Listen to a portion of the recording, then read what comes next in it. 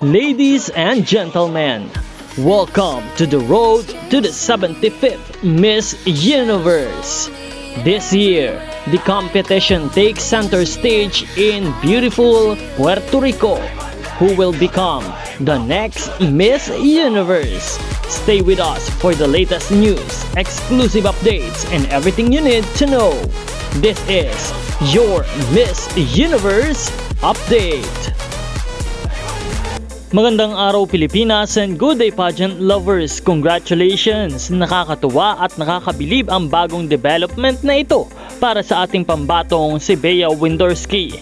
Sa unang hot picks ng pageant Honduras, pasok ang Pilipinas sa number 2 spot kasunod lamang ng Chile.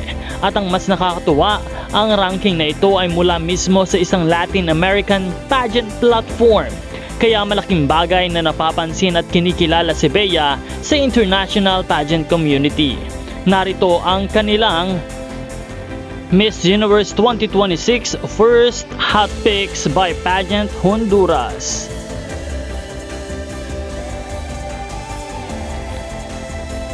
Number 20, Belgium. Number 19, El Salvador.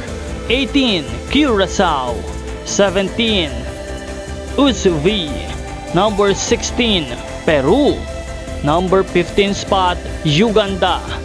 Number 14, Czech Republic. 13 spot is Costa Rica.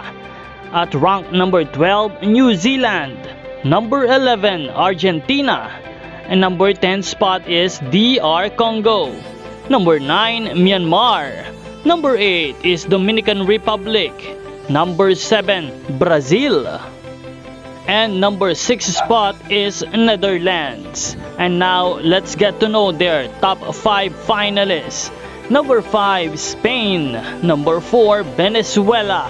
Number 3 spot is Puerto Rico. Number 2 is Philippines. And number 1 is Chile.